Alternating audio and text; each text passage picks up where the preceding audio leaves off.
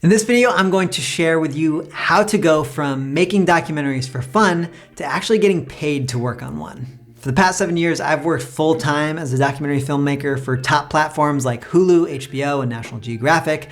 So in this video, I'm going to break down a framework to help you market your filmmaking skills. And I'll share how I've used it to land my first jobs in the industry. I think this video is relevant to all filmmakers. Whether you're just getting started or you're a decade into your career, one thing remains true.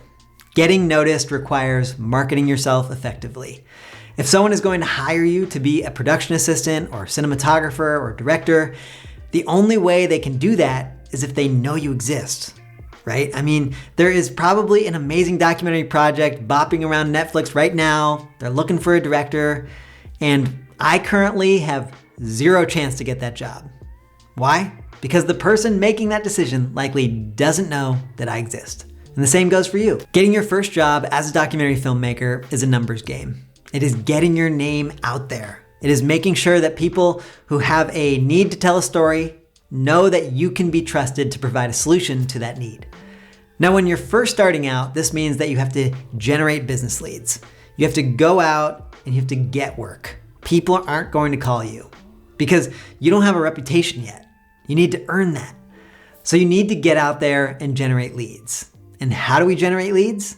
By letting people know about what we do. And with that, let's jump into the framework that I find really helpful for understanding how we can get our name out there as documentary filmmakers so that we can generate leads, which can lead to business. This framework is called the Core 4 and comes from entrepreneur Alex Hormozi.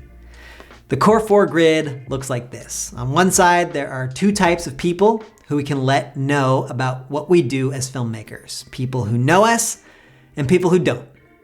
On the other side are the two paths of letting them know about us, one-to-one and one-to-many. Now let me get a bit more specific here. As I mentioned, there are two types of audiences, people who we know, or also known as warm, and people who we don't, also known as cold. Warm audiences are people who give you permission to contact them. Think people you know. This could be friends, family, followers, contacts, and people you've already worked with. Cold audiences, on the other hand, are people who have not given you permission to contact them. Think strangers. The difference here matters because it changes how we communicate to all of those people. All right, now back to the two ways we can communicate. We can either contact people one-to-one or one-to-many. Another way to think about this is private or public communication. Private is when one person gets a message at a time, like sitting down for coffee or email or text communication. Public communication is if many people can get it at the same time, like social media posts, podcasts, TV commercials, or this video you're currently watching right now. Combining these ideas, we get the only 4 ways that we can let anyone know about anything, otherwise known as the Core 4. One-to-one to a warm audience is warm outreach. One-to-many to a warm audience is posting content. One-to-one to a cold audience is cold outreach. One-to-many to a cold audience is paid ads. This is the framework. And as the creator of the framework, Alex Hormozi says, if you aren't getting as many leads as you want, you're not doing the Core 4 with enough skill or with enough volume. All right, so now I'm gonna go through each one of these quadrants and show you how it has worked for me in practice, how I have gotten documentary jobs. Let's start with warm reach outs. Warm reach outs are when you make one-on-one contact with people who you know. It's the easiest thing you can do, especially when you're just starting out as a filmmaker.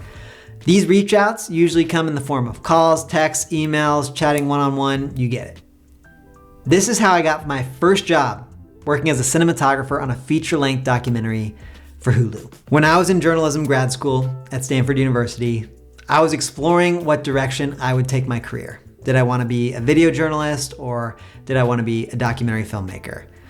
One day I met with my advisor and asked, hey, do you know anyone who works as a documentary filmmaker? I'd love to chat with someone to learn more about what that career looks like and also share who I am and what I can offer as a storyteller. Now, it turns out that one of my professor's best friends was a documentary director, and a week later, I met her for coffee. We spent about an hour together chatting and getting to know each other. And at this point, I didn't really have very much to offer in the context of useful skills, but what I did try to communicate was that I was very passionate about nonfiction storytelling. I was willing to work hard, willing to learn. And then 4 years after that coffee, I received a call from her. She was working on a feature-length film called Dear Santa that was being filmed between Thanksgiving and Christmas, and she was looking for a cinematographer willing to work on or close to Christmas. And I said, I'm in. And boom, I filmed on my first feature for Hulu.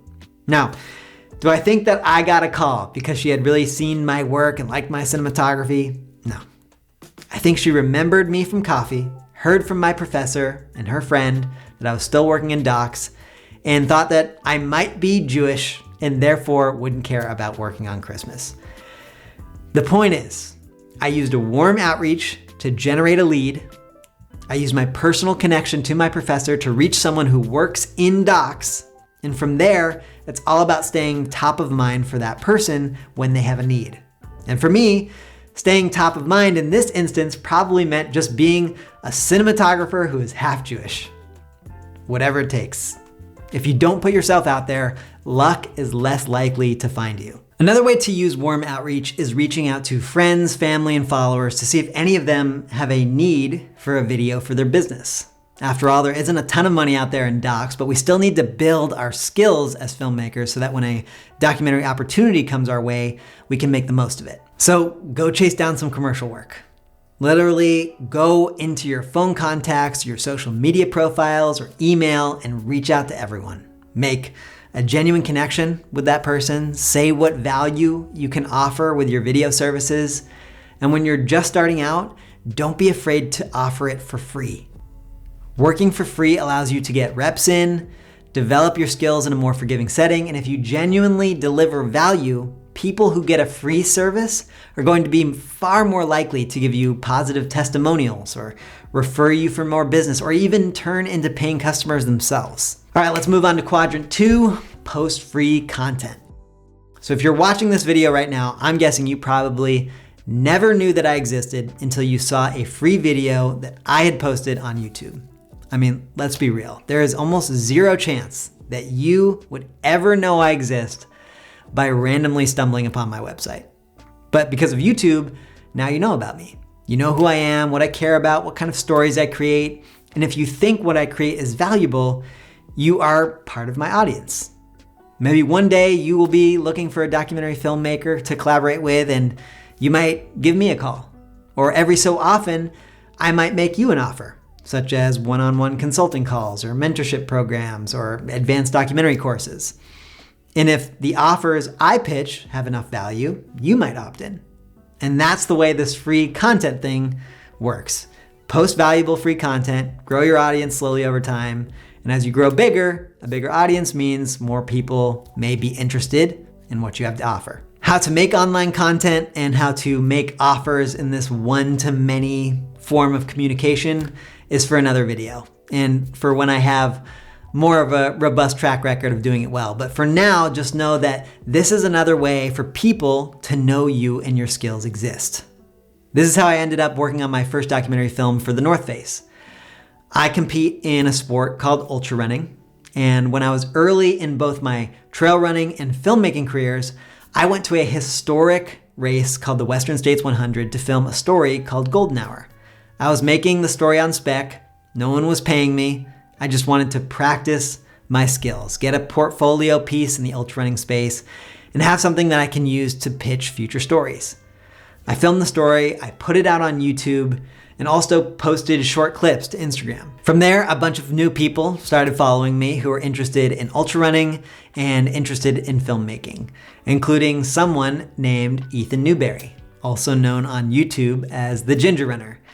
As the months and years went on, I continued to post documentary content. I posted moments from the field, BTS of my setups, and educational content like this. I stayed top of mind for someone like Ethan. And then one day, Ethan was hired to direct a branded documentary for the North Face at Western States, and he reached out to me to be a DP on it. He reached out because he had a need, and based on what he knew of my work and my interests, which were consistently being presented to him through social media, he trusted me to fill that need. So don't be afraid to post your work on social media, even if it's not perfect. Share what you are creating. Offer people value in the form of entertainment or education. Build an audience slowly over a long period of time, and you will increase the odds that opportunities find you. All right, before we head into quadrant 3, just a quick note to say if you are finding this helpful so far and want more tips like this, go ahead and hit that subscribe button and leave a comment below telling me what kind of content you'd like to see next. All right, let's move into quadrant 3, cold outreach. Cold outreach is a numbers game.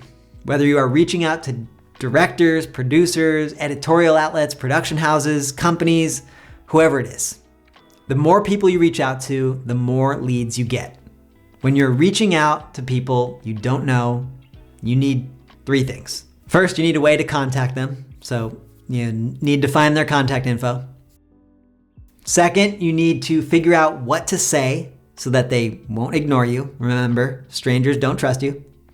And third, you need to continue contacting them until they're ready to listen. For me, cold outreach has most often looked like pitching stories to editorial outlets. I've pitched stories to outlets such as Business Insider, The New York Times, The Atlantic, PBS, National Geographic, and work has come from all of those. I have a whole video on pitching stories that I will link to in the description if you're interested in the details. But let's revisit those 3 things we need. All right, we need to find the right person to contact.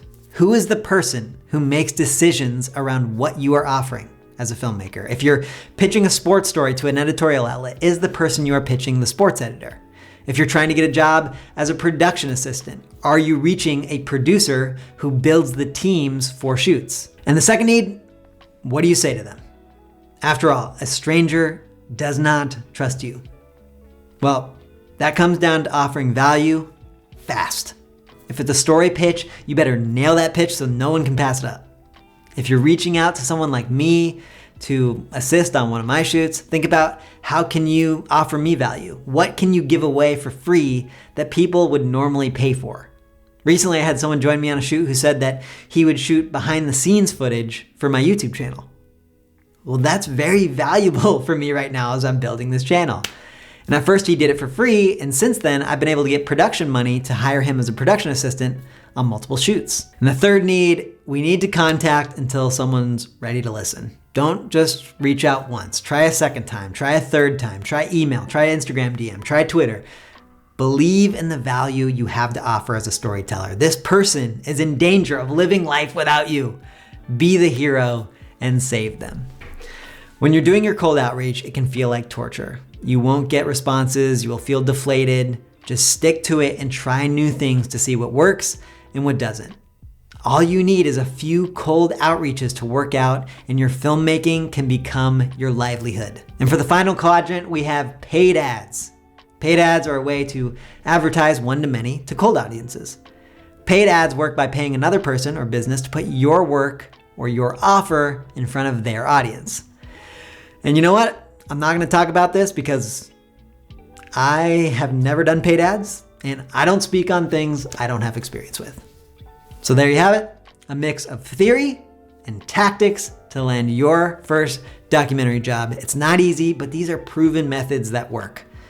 Create as much work as you can, share it publicly, bring value by solving a problem, be top of mind when an opening comes up, and then get in there and make the most of your opportunity. If you enjoyed this video, please share it with a friend of yours who you want to hold you accountable to doing some outreach. We're in this together. I'll see you next week. Go out and tell some stories.